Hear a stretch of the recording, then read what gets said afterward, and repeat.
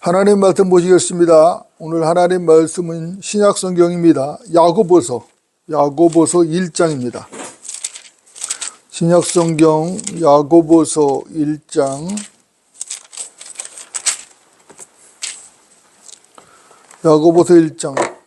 14절 15절입니다. 야고보서 1장 14절 15절.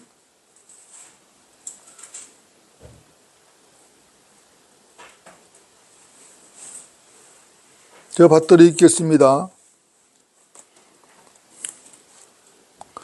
그러나 누구든지 자신의 욕심에 끌려 유혹을 받을 때 시험을 당하는 것이니, 그러므로 욕심이 잉태하면 죄를 낳고 죄가 장성하면 사망을 낳느니라.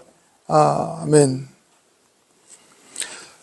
오늘 말씀의 제목은 사망, 그 해결책은 없는가? 사망, 그 해결책은 없는가? 이런 제목으로 하나님 말씀을 전하겠습니다. 여러분들 어떻습니까? 사망이라는 말은 결코 기분 좋은 말이 아니죠. 사망은 죽음 아닙니까? 그렇죠? 한자로는 죽을 사자에 망자를 쓰거든요. 죽을 사자에 망할 망자. 그러니까 사망이라는 말은 죽어서 망하는 것이잖아요. 죽어서 망하는 것입니다. 그러니까 결코 기분 좋은 말이 될 수가 없는 것이죠. 그렇죠? 그럼에도 불구하고 우리가 그렇게 부정적이고 기분이 좋지 않은 그런 입에 담기조차 싫은 그 사망을 말을 할 수밖에 없는 것은 사망과 우리 인간의 관계 때문에 그런 것입니다. 사람이 이 땅에 태어난 이상 기본적으로 한 번 죽는 것은 정해진 이치죠. 사람이 이 땅에 태어난 이상, 그죠? 한 번 죽는 것은 정해진 이치가 분명한 것입니다. 여러분도 어떻습니까? 그 사망 뒤에도 뭐가 정해져 있죠? 심판이 정해져 있죠? 그죠? 이것은 피할 수 없는 인간의 숙명인 것입니다. 그죠? 결코 피할 수 없어요. 그죠? 이것을 자기 힘으로 벗어나거나 피할 수 있는 사람은 없습니다. 그런 인간은 이 땅에 존재하지 않아요. 단 한 사람도, 단 한 명도 존재하지 않는 것입니다. 확실하죠? 여러분들 맞습니까?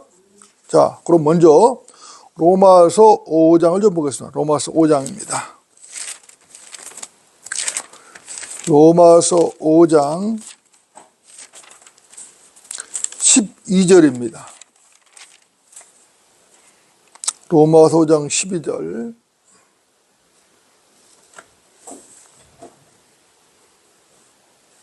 제가 받들어 읽겠습니다.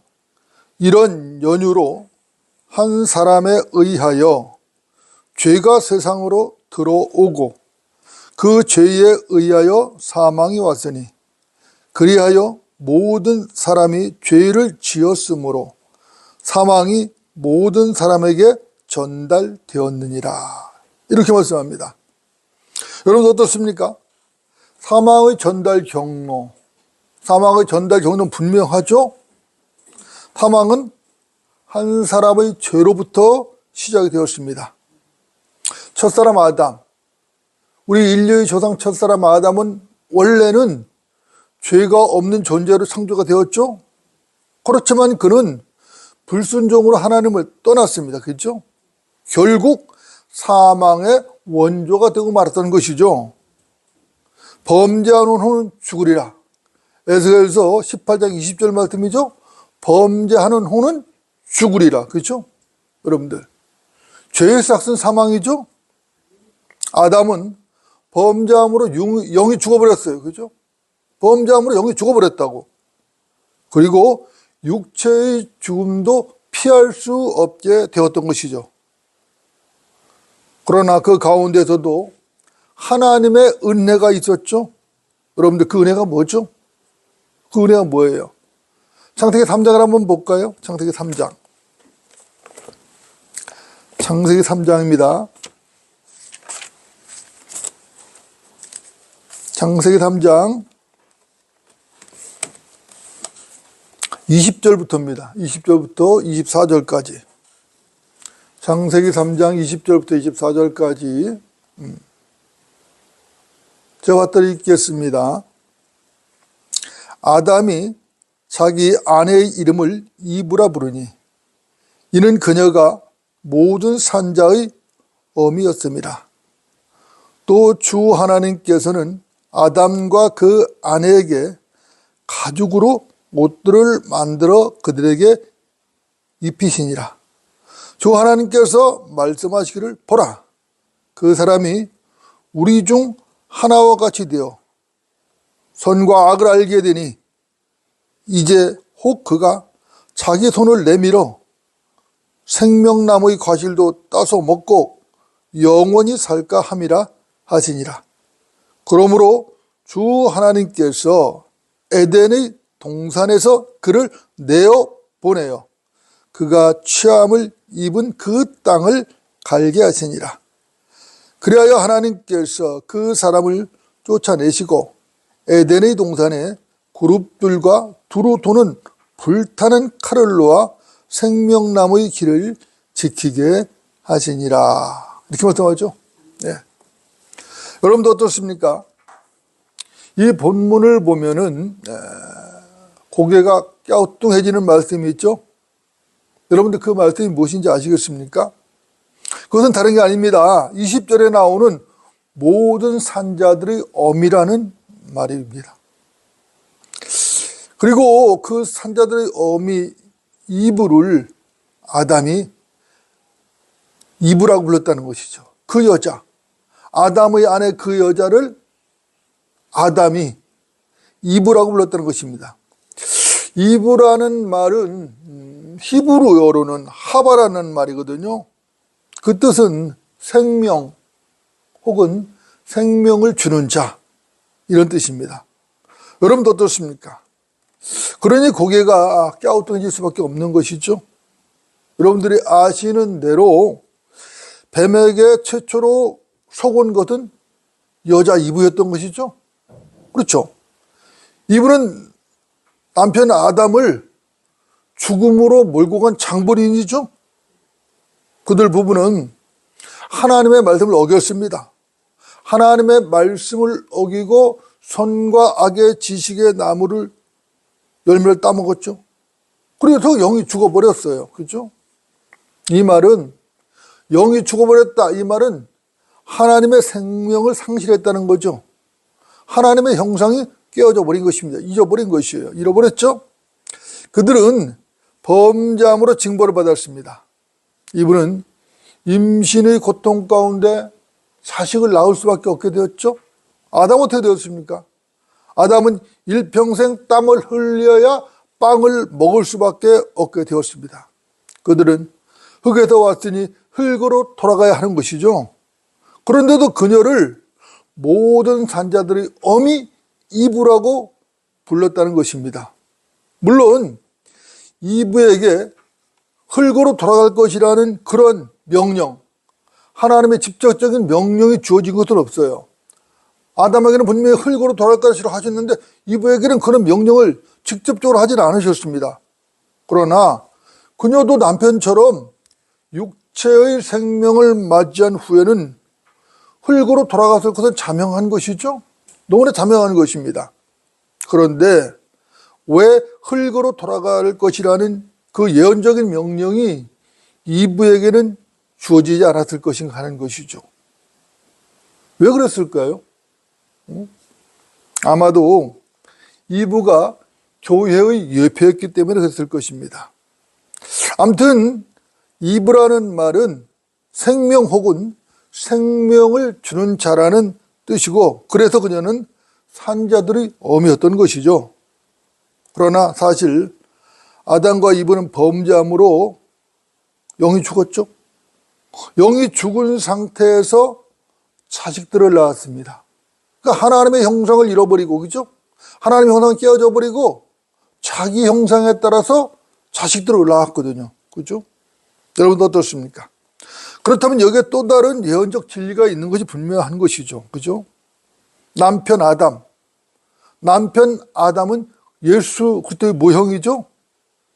아니, 목사님, 범죄한 아담이 어떻게 예수 그리스도의 모형이 될 수가 있습니까? 이렇게 반문을 하는 사람도 있을지 모르지만은 그렇지 않습니다.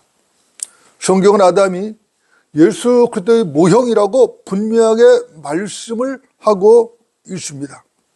로마서 5장 14절을 보면 그러나 아담으로부터 모세까지 아담의 범죄와 같은 죄를 짓지 아니한 자들 위에도 사망이 군림하였으니 아담은 오실 분의 모형이라. 이렇게 말씀하고 있습니다. 아담으로부터 모세까지 아담의 범죄와 같은 죄를 짓지 아니한 자들 위에도 사망에 군림하였다는 것이에요. 그래서 아담은 오실 분의 모형이라고 성경은 분명하게 말씀을 하고 있는 것입니다. 여러분들, 진리는 언제나 분명하고 확실한 것이죠. 진리는 명쾌한 것입니다. 여기서 오실 분이 누구겠어요? 오실 분은 주 예수 그리스도죠. 그죠? 아담은 자기 죄로 인해 여기 죽었고 그 몸도 죽게 되었습니다. 그러나 예수 그리스도께서는 그 죄를 대속하기 위해서 죽으셨어요. 그죠? 그러니까 목적과 그 결과는 정반대죠. 아담의 그 죽음, 죄, 또 예수 그리스도의 죽음과 죄, 이것은 목적과 결과 정반대예요. 하지만 그럼에도 불구하고 두 사람 모두 죄로 인해서 죽었다는 것은 공통점이 있는 것이죠. 그렇죠? 그리고 이것은 아담으로 인해서 죄와 사망이 시작된 것과 마찬가지로 예수 그리스도로 인해서 생명이 시작된 것으로 연결이 되는 것이죠. 분명히 정반대의 상황입니다. 하지만 아담과 예수 그리스도로 인해서 새로운 상황이 시작되었고 이것으로 인해서 새로운 생명이 또 시작된 것입니다. 그러니까 전혀 새로운 상황이지만 새로운 일들이 계속 벌어진 것이에요. 모든 인류에게 이것이 중대한 영향을 미쳤던 것이죠. 이 점에서도 아담과 예수 그리스도는 분명히 공통점이 있는 것이죠. 그래서 아담은 예수 그리스도의 예표가 되는 것입니다. 이번에는 2부로 한번 생각해 볼까요? 2부. 자, 2부는 여러분들, 2부는 누구의 예표죠? 2부는 교회의 예표죠. 그죠? 자, 2부는 신랑의 옆구리에서 나왔다는 점에서 그렇고 아담의 생명을 받았다는 점에서도 그렇습니다. 2부는 분명히 신랑, 남편의 옆구리 갈비뼈에서 나왔죠? 마찬가지죠? 그래서 아담의 생명을 받은 것입니다. 그렇죠? 교회도 남편 예수도 옆구리에서 나왔죠? 예수의 생명을 받은 것입니다. 그죠? 그런데 이분은 또 다른 예표가 있어요. 그것은 그녀 이름이 생명 또는 생명을 주는 자라는 그런 뜻을 가진 이브라는 점에서 그런 것이죠. 그녀가 산자의 어미였습니다. 그죠? 그런 점에서 그녀가 산자의 어미였다는 점에서 그녀는 예수님의 모친 마리아의 모형도 되는 것입니다. 그러나 그녀는 성령으로 잉태된 하나님의 아들을 낳았거든요. 분명히 그녀는 성령으로 잉태된 하나님의 아들을 낳았어요. 이것 때문에 로마 가톨릭은 마리아가 죄가 없는 여자라고 말하거든요. 로마 가톨릭은 마리아는 죄가 없고 영원한 동정녀라고 이렇게 말을 하는 것입니다. 하지만 이것은 명백한 거짓이죠. 그죠? 명백한 거짓말입니다. 마리아는 죄인으로 태어난 여자죠. 마리아는 우리가 똑같은 성정을 가진 평범한 여자였던 것이죠. 첫 아들 예수님을 낳은 후에는 남편과 요셉 사이에서 자녀들을 낳았죠. 그렇죠? 마리아는 분명히 죄인이었습니다. 마리아는 죄도 없고 결코 영원한 동정녀도 그런 사람도 아니었어요. 마리아가 죄도 없고 그런 여인이고 죄가 없는 여인이고 마리아가 영원한 동정녀라는 것은 분명한 거짓이죠. 이것을 성경이 증명을 하는 것이죠. 마리아는 예수님을 낳고 8일이 지난 후에는 뭘 했죠? 정결례를 했거든요. 율법, 모세의 율법에 따른 정결례를 드렸습니다. 여러분 어떻습니까? 마리아와 요셉 사이에 최소한의 자녀들이 있죠? 누가 있어요? 예수들을 성령으로 낳았지만 그 후에 마리아와 요셉 사이에, 그죠? 둘이 혼인 관계 속에서 야고보, 요셉, 시몬, 유다라고 하는 세 아들들이 태어났어요. 뿐만 아니라 그들의 딸들도 있었죠. 딸들도 있었어요. 로마 가톨릭의 죄 없는 영원한 동정녀 교리는 거짓말이죠. 이건 거짓 교리거든요. 성경을 무시해버리고 성경을 거부한 거짓 교리랍니다. 교리가 분명한 것이죠. 그렇다면 이것은 무슨 교리예요? 마귀들의 교리인 것입니다. 성경에는 두 가지가 있어요. 하나님의 교리가 있고 마귀들의 교리가 있거든요. 비성경적인 교리를 주장하는 그것은 마귀들의 교리가 분명한 것이죠. 이 문제는 이쯤 하고 오늘 주제로 돌아가겠습니다. 아담과 이브는 분명히 범죄했죠. 하나님께서 징계하셨고 죽음을 선포하셨습니다. 그런데 그 가운데서도 은혜가 있다는 게 놀라운 것이죠. 그죠? 하나님께서는 아담 부부에게 가죽 옷을 만들어 입히셨죠. 손수 양을 잡으셔서 손수 가죽 옷을 만들으셨다고. 그래서 그것을 입혀주셨다고. 그죠? 그리고 생명나무에 접근하지 못하도록 에덴 동네에서 내보내셨죠. 그리고 그 길을 불들과 불타는 칼로 막으셨다는 것입니다. 이것은 주님께서 취하신 후속 조치예요. 아담과 이브가 범죄한 이후에 하나님께서, 주께서, 주 하나님께서 취하신 후속 조치란 말입니다. 여러분 어떻습니까? 이 후속 조치가 놀랍지 않습니까? 가죽 옷을 만들어 입혀주시고, 그죠? 또 그 죄진 상태에서 생명나무의 열매를 먹지 못하도록 길을 막아주시고, 그죠? 왜 그랬죠? 그 죄를 지은 상태에서 생명나무를 열매를 먹어버리면 어떻게 되죠? 죄진 상태로 영원히 살아야 되기 때문에. 그러니까 이걸 막아주신 거예요. 은혜죠. 놀라운 은혜예요. 놀라운 조치입니다. 이런 후속 조치들은 하나님의 사랑과 은혜, 하나님의 자비 가지고는 결코 설명이 될 수가 없는 것입니다.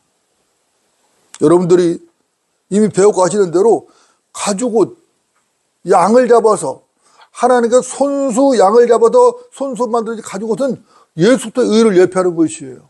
그죠? 어린 양은 예수를 예표하는 거 아닙니까? 그죠? 그것을 손수하셨다고.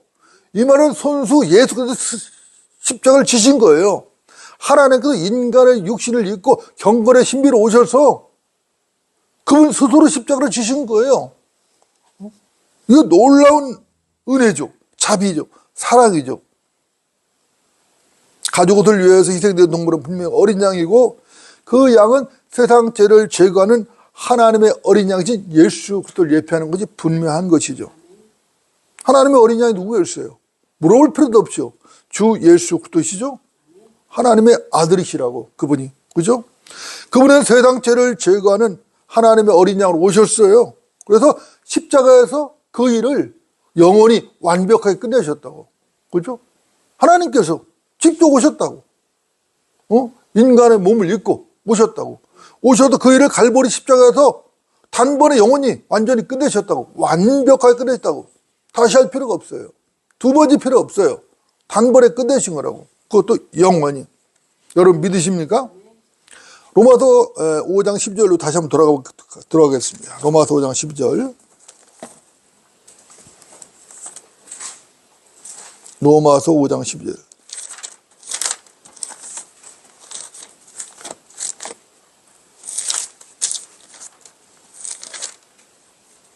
너무나 중요한 말씀이에요. 그죠? 10일 너무나 중요한 말씀이고.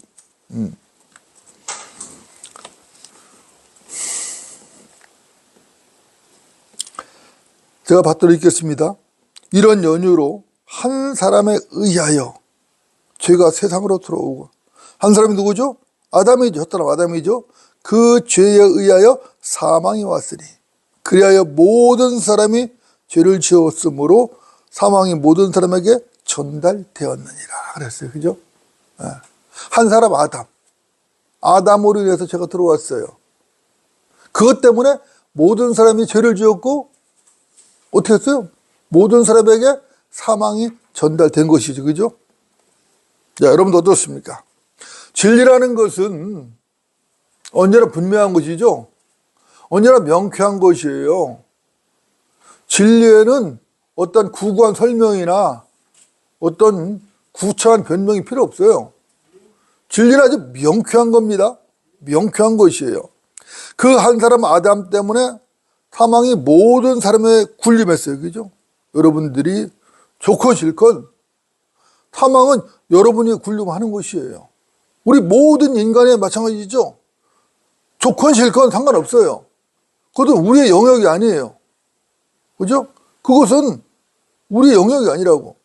분명히 모든 사람, 여러분 모든 사람, 저를 포함 여러분 모든 사람, 이 세상 모든 사람이 좋건 싫건 간에 사망은 그들을 위해 군림을 한 것이에요. 여러분이 아무리 싫어해도 사망을 피할 도리가 없어요. 사망을 도저히 피할 도리가 없는 것이에요. 사망은 여러분을 지배하지만 여러분은 사망을 지배할 수가 없어요. 이것이 세상에 태어난 모든 사람의 운명인 것입니다.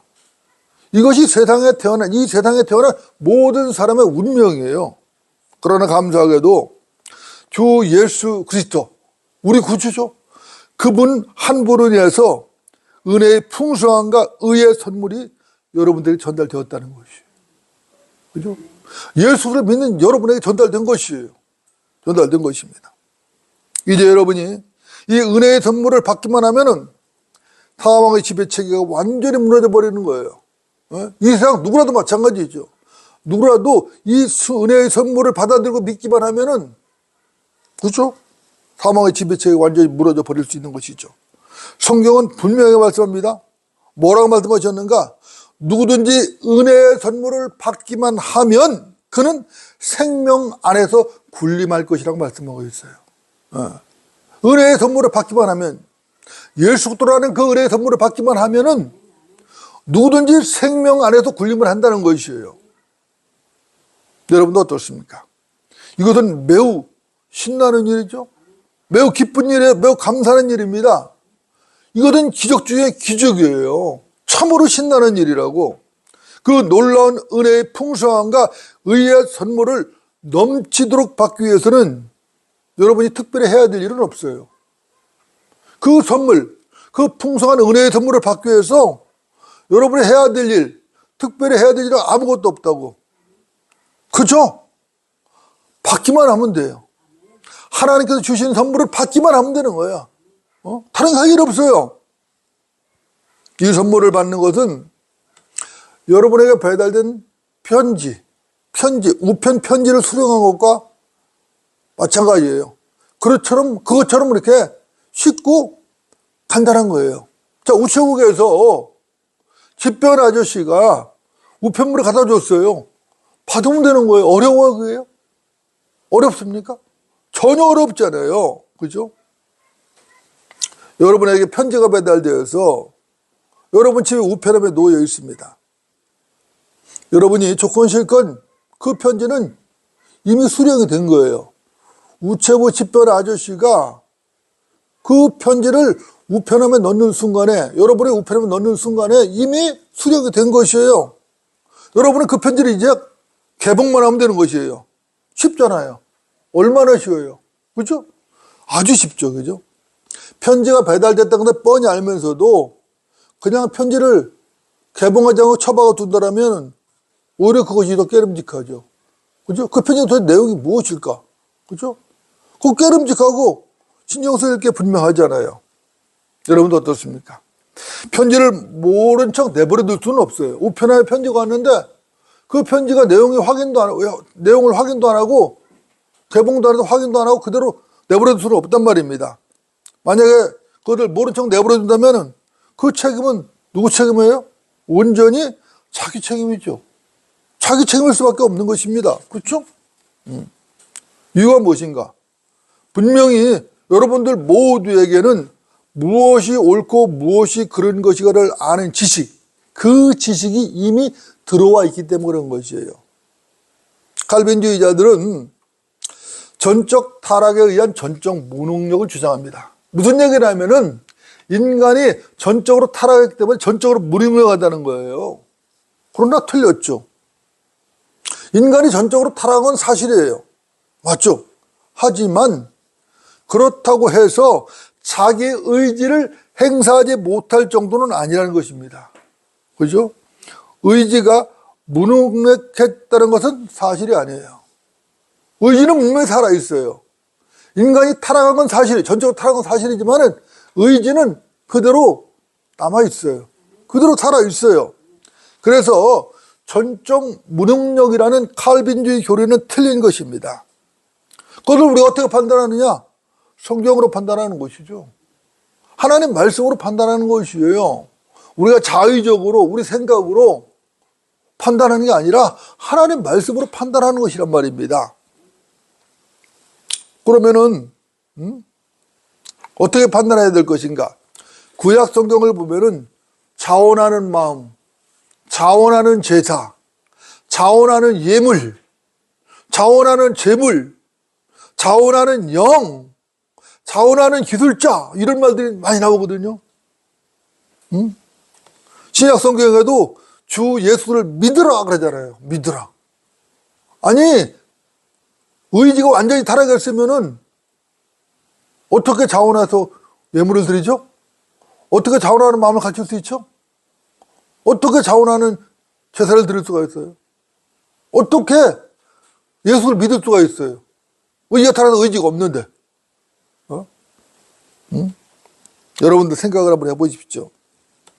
전적으로 무능력해서 자기 의지로는 아무것도 할 수 없다면은 자원하는 마음으로 자원하는 재물을 드릴 수 없는 것이에요.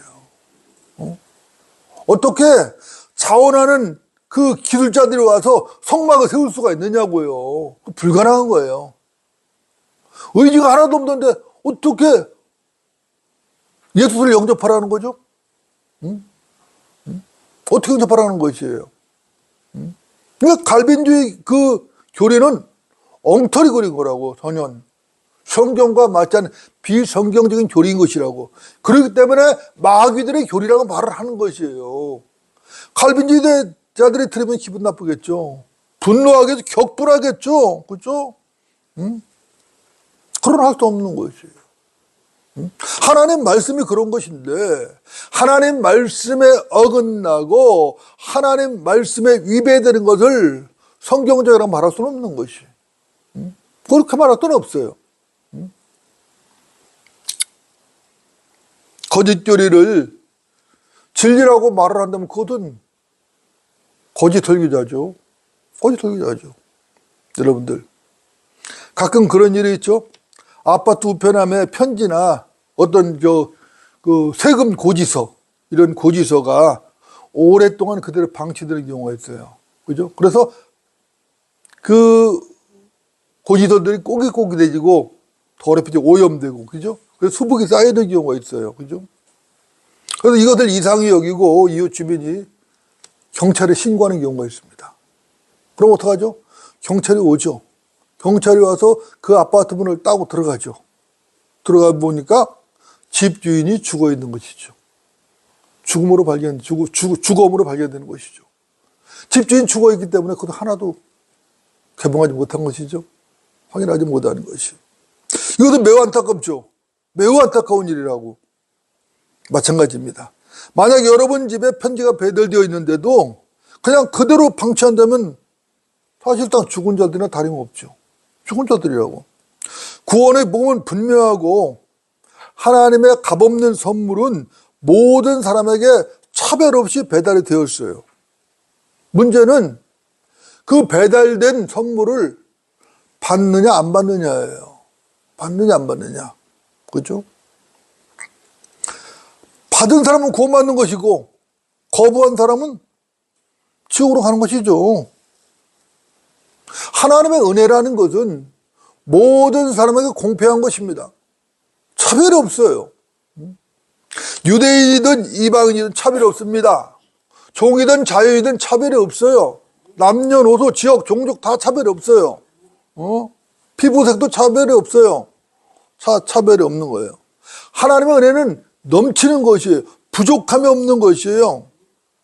문제는 자기 자신이에요. 자기 자신이에요. 나는 복음을 들어도 믿어지지 않아.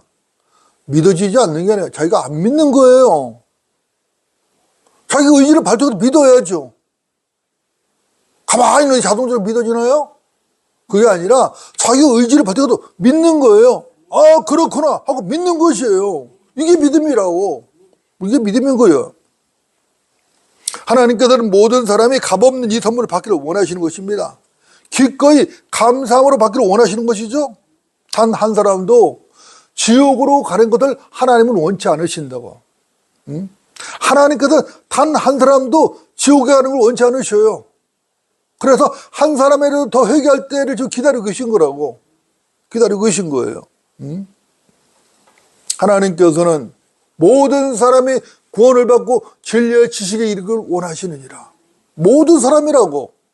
하나님께서는 모든 사람이 구원을 받고 진리의 지식에 이르기를 원하신다고. 모든 사람이에요. 진리의 지식도 목사나 신학자만이 그 진리의 지식에 이르기를 원하시는 게 아니라 모든 사람이 다 진리의 지식을 원하신다고. 진리의 지식이 뭐겠어요? 성경 지식이고 하나님에 관한 지식이라고. 그걸 알기를 원하시는 것이라고. 다시 한번 강조합니다. 이 시대에 인간이 구원을 받기 위해서 특별히 해야 할 일은 아무것도 없다. 인간이 구원을 받기 위해서 이 시대에 무엇인가를 해야 한다고 요구하는 것은 다 이다예요. 다 이다지라고. 마귀들의 길이라고. 이 시대에는 값없이 주어진 하나님의 선물이신 예수 그리스도를 믿기만 하면 되는 거예요. 그 선물을 받기만 하면 되는 것이에요. 아멘, 아멘, 감사합니다. 받기만 하면 되는 것이에요. 더 이상 없어요. 예수 그리스도께서는 이 선물이 되시기 위해서 십자가에서 죽으시고 부활하신 것이. 우리 주님께서 이 선물이 되시기 위해서 하나님의 아들로 이 땅에 오셔서 십자가를 지셨다고. 모든 고통과 모든 조롱을 다 당하시고 피와 물과 피를 다 쏟으시고 피와 물을 다 쏟으셨다고. 다 쏟으시고 죽으셨다고. 그러나 그분은 썩어짐을 보지 않고 다시 살아나셨다고. 왜? 이 선물이 되시기 위하여. 값없는 선물이 되시기 위하여. 그분께서 세상 죄를 완전히 제거해 버리신 것입니다. 그러니까 누구든지 이 사실을 믿고 받아들이기만 하면은 다 구원받는 것이에요. 더 필요한 게 없어요. 무엇이 더 필요하겠어요? 더 이상 필요한 거 없어요. 여러분도 어떻습니까? 하나님의 사랑과 은혜에 감사하지 않습니까? 하나님의 자비가 감사하지 않습니까? 그 자비를 누리지 못하는 그 사람이 불쌍한 것이죠. 그 사람이 어리석은 것이죠. 그 사람이 멍청한 것이라고. 이제 오늘 보면 야고보서 1장을 보고 정리를 하도록 하겠습니다. 야고보서 1장입니다.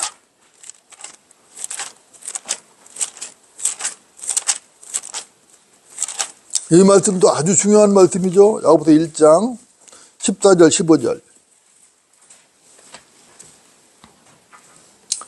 야고보서 1장 14절 15절입니다.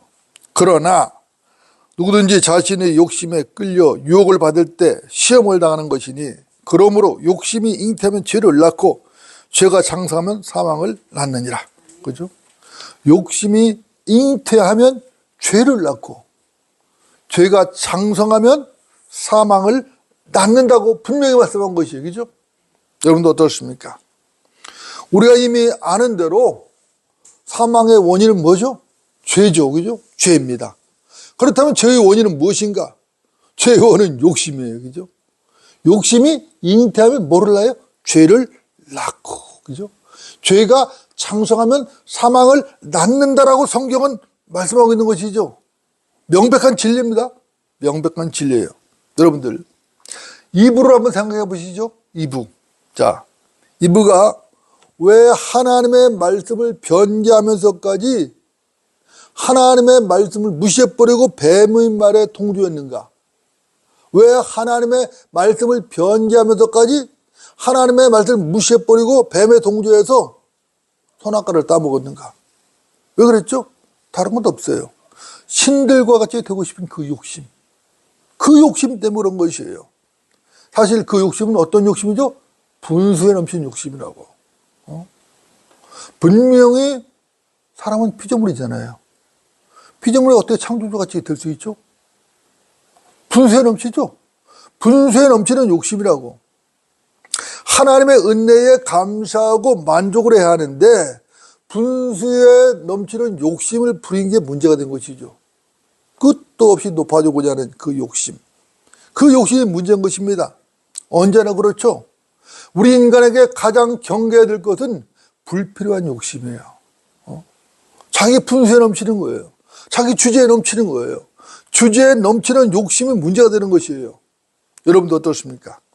이 욕심의 근원이 어디에 있죠? 이 욕심의 근원은 루시퍼입니다. 루시퍼예요.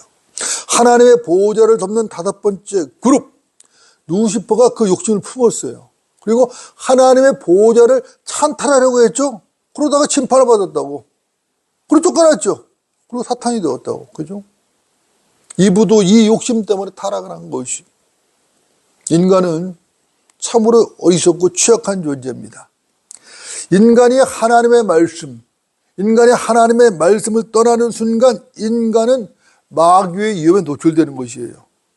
마귀의 먹잇감이 될 수밖에 없다고. 마귀는 울부짖는 사자와 같이 삼킬 자를 찾고 있잖아요. 그죠? 그 사자, 울부짖는 사자 마귀의 먹잇감이 된다고. 남편 아담도 마찬가지예요. 남편 아담이 하나님의 말씀을 굳게 붙잡았다라면은 아내의 말에 동조하지 않았겠죠. 그런데 아담은 하나님의 말씀을 굳게 붙들지 못했어요.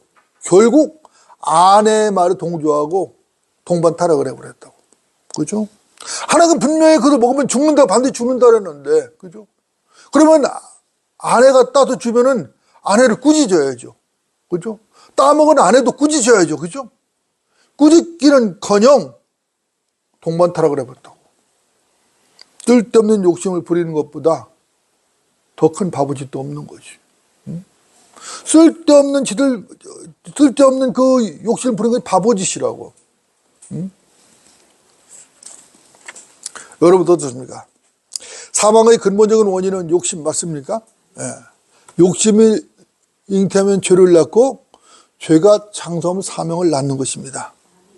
사망은 영적 사망도 있죠. 그리고 육체적 사망도 있어요.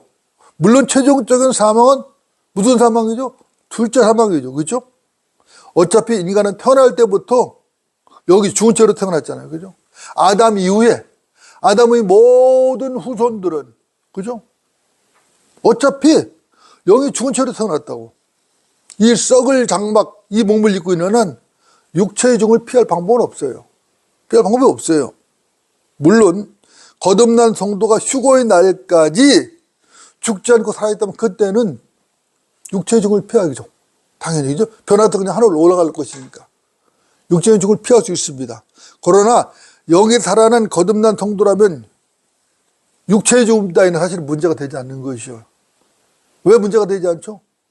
왜 영이 살아난 그리스도인이라면은 영이 살아난 성도라면 신약 성도라면 왜 육체의 죽음이 문제가 안 되죠?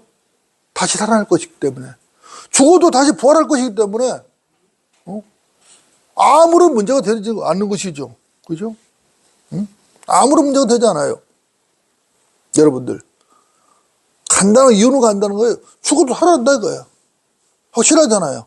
여러분 믿습니까? 죽어도 살아난다. 그러니까 문제가 될 수 없어요. 모든 인간들의 근본적인 문제는 뭐냐면은 죄와 둘째 사망이에요. 이것이 근본적인 문제예요. 둘째 사망이 뭡니까? 둘째 사망이라는 것은 영원한 지옥 불못으로 던져지는 것이죠. 이게 둘째 사망이라고.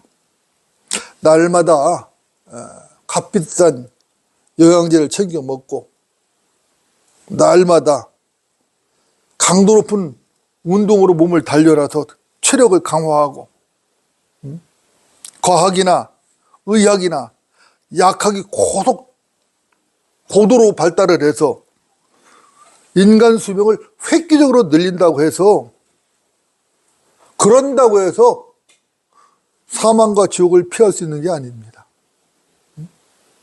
아무리 늘려도 언젠가 죽잖아요. 그죠? 죽잖아요. 사망과 책을 피할 방법이 없어요. 그죠? 이 땅에 태어난 모든 사람은 결국 죽는 것이고 심판은 정해져 있어요. 누구의 심판?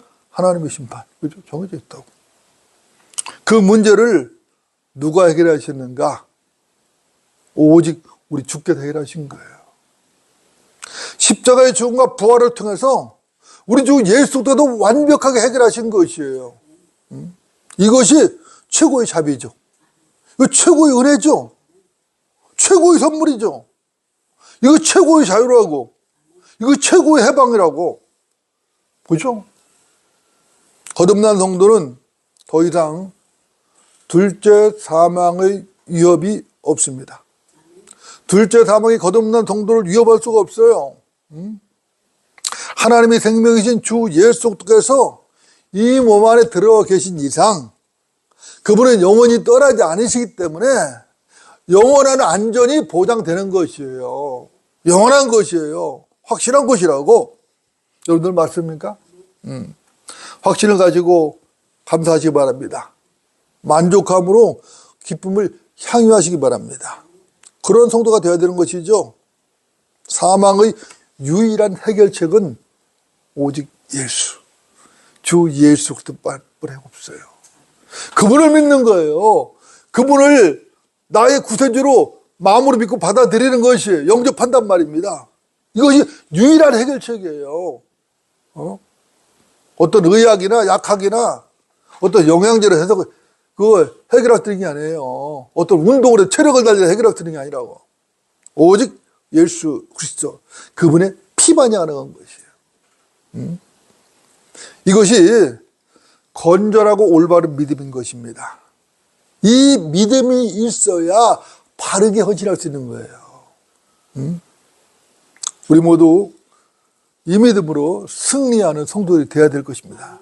우리 바른 침략의 모든 성도들은 이 믿음으로 승리해야 돼요. 다른 거 없어요. 오직 예수 그리스도. 그분만이 죄와 사망을 모든 것을 단번에 해결하신 분이시다. 그분을 보는 믿음이 가장 필요한 것이다. 그죠? 기도하시겠습니다.